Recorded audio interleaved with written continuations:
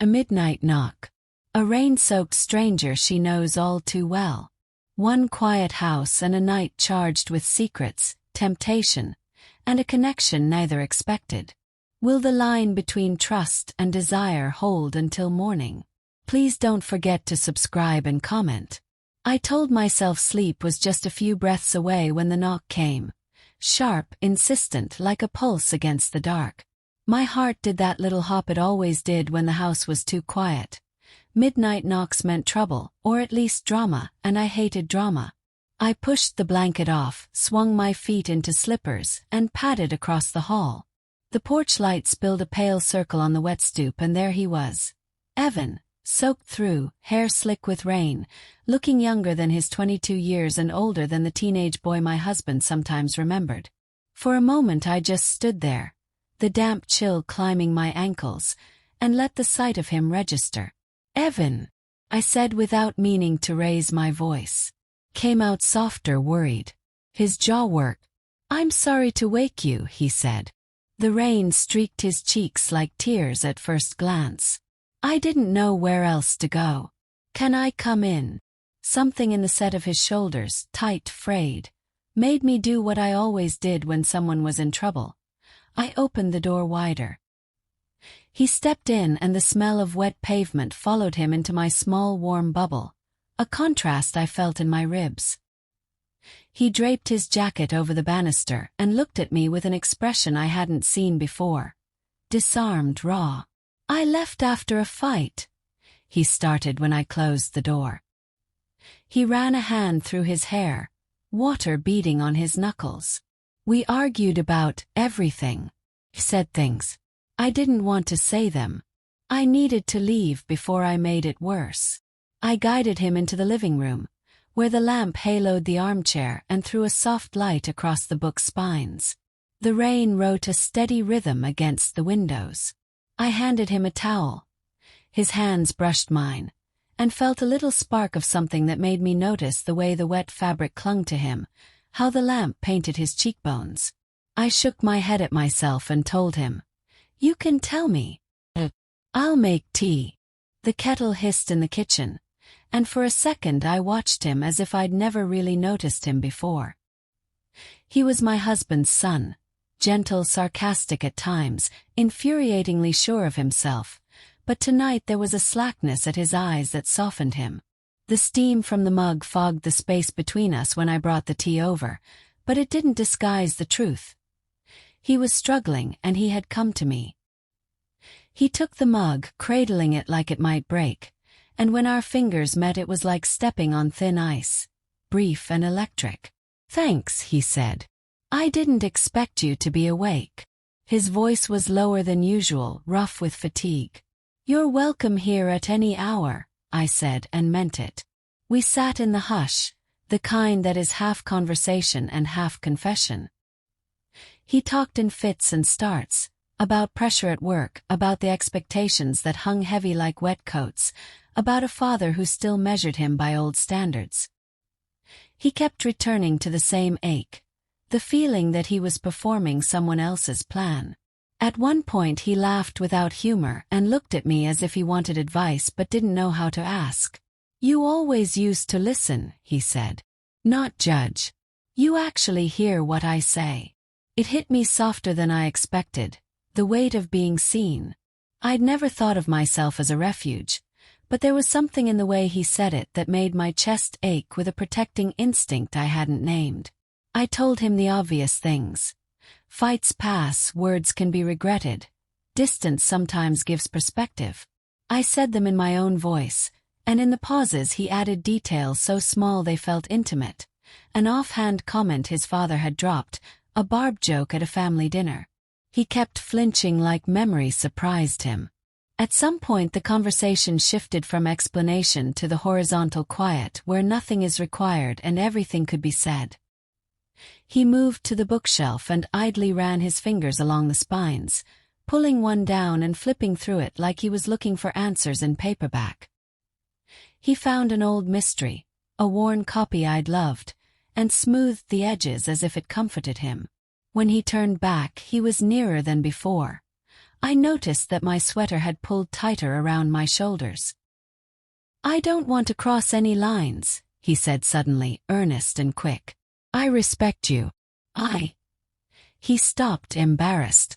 There was something in his glance then, something that made the air between us palpable. Gratitude, perhaps, and a dangerous curiosity that I felt in my own veins like static. My first thought was caution. My second was that I had no intention of humiliating him by treating his shaken state like something to be teased with. He was vulnerable. I had to be careful. "I know," I said. "I appreciate that. You can always say how you feel here." He exhaled. The word "always" stretched in the air. We kept talking until the rain slackened to a whisper, and with each sentence the room warmed. He laughed once, an honest sound that made me smile, and something in his expression unlocked a memory of happier, easier conversations over takeout, of him as a boy learning to tie his shoelaces. He was not that boy anymore, but he was not the man everyone insisted he be either. He was something in between, raw and searching.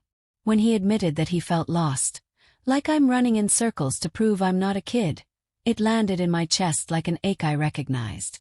I had felt that way once, about different things, different stakes, but the sensation was familiar. I told him that questioning meant growth, that feeling lost sometimes meant you were learning where you actually wanted to go. He listened like it was the first time anyone had given him permission to stop proving anything. At some stage, the house clock nudged past 1. Talk grew slower. He sat very still, the tea gone cold, and for the first time I allowed myself to really look at him. At the fine line by his mouth, at the shadowed crease between his brows, at the dimple that showed up when he half smiled. The lamplight softened him, and in that softened light the space between us felt less like a boundary and more like an invitation to honesty.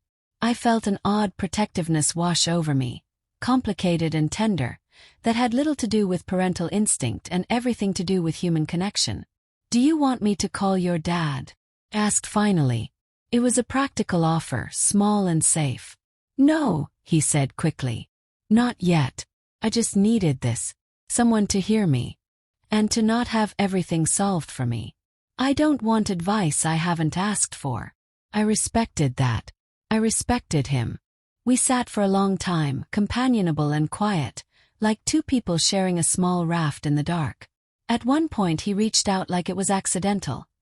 Hand hovering near mine, thumb tracing the rim of his mug, and I didn't pull away. The contact was minimal but meaningful. Fingers brushed and electricity hummed along that thin line where touch becomes making sense of things. My body registered it the way it always does. First in the small, practical ways. A quickened pulse, a warmth blooming beneath my ribs. Then my mind catalogued the complications. His youth, my place in the family, the fallout if boundaries blurred. I told myself the obvious truths. We were both adults, and that simplified many legalities, yet moral complexities weren't so easily resolved. He looked up serious. "I don't want things to be weird between us," he murmured. "But I also don't want to pretend everything's normal when it isn't." "Then don't pretend," I replied, and surprised myself by how gentle that sounded. "Be honest with yourself first." We talked late into the night, about love, about mistakes, about how sometimes the right thing is messy before it becomes clear. There were moments that felt like flirtation. A laugh held too long, an inside joke shared, a look that said more than words. But there was also a rawness that demanded gentleness. I didn't want to be the person who took advantage of a stormy night and a wounded heart. I wanted to be the person who offered a harbor, steady and sovereign. When he finally stood, he was steadier than when he'd arrived. He hugged me then, brief, platonic at the start, and the warmth of him against me was oddly consoling. He lingered a fraction too long, and I felt the faint press of his chest beneath his jacket, a human thrum I was not immune to. I kept my arms around him because sometimes shelter comes in the form of someone else's heartbeat. When we stepped back, he smiled, apologetic and grateful. "Thank you," he said, "for letting me stay. For not making me feel small." "You don't ever make yourself small," I said and meant it. "You're always welcome." He shook his head, a rueful grin ghosting his face, and reached for his jacket. The rain had stopped. The world beyond my windows glimmered with a hush of wet streets and distant streetlights. He paused at the doorway, fingers on the frame, and then turned. "Do you ever wonder about the choices you didn't make?" he asked, like he was testing the question on me. "All the time," I admitted. "But the choices I made taught me things I needed to learn. Regrets are lighter when you learn something from them. And sometimes the things you didn't do were the things you weren't ready for." His smile softened, and in it I recognized a gratitude that warmed my chest. He stepped out into the night with a wave and a promise to call when things settled. I watched him go and felt a tight little ache, the complicated ache of wanting another human to be okay and the small, private ache of noticing how much you can care for someone who is not yours. I locked the door and leaned against it, the quiet of the house settling around me like a blanket. Sleep felt further away now, replaced by a constellation of thoughts. What had happened between us that night? We had shared truth and warmth and a closeness that skirted dangerous edges. But there had been restraint, mutual respect, an unspoken agreement that tomorrow would not unravel the family. I told myself that was enough. An honest human connection that didn't need a label to be meaningful. In bed, I replayed the night in slow motion. His damp hair, the way he laughed softly, the brush of his fingers. I told myself stories about the future. No dramatic confessions, no broken homes. Only the quieter possibility that our relationship could shift into something healthy. Trust without impropriety, care without crossing lines. I did not pretend my feelings were simple. They never are. Desire, sympathy, maternal warmth, and friendship braided together in a messily beautiful way that made me human. Morning came with a thin gray light and a message from Evan. "Thanks again. I'm okay. Coffee soon." I smiled at the screen and typed back, "Coffee." And in the margin of that simple exchange was everything I wanted to keep. The promise of boundaries, the promise of honesty, and the fragile hope that people who see each other, truly see each other, can find their way without wrecking lives in the process. The night had been an unexpected detour, rain, a fight, a midnight knock, but it had given me a kind of clarity. Some storms bring lightning that strikes and destroys.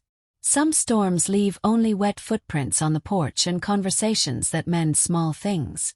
I fell asleep finally, with the window cracked open to the aftermath scent of rain, feeling oddly lighter. Whatever came next, I told myself, we would meet it awake and steady, with respect for lines and a tenderness for the messy human heart.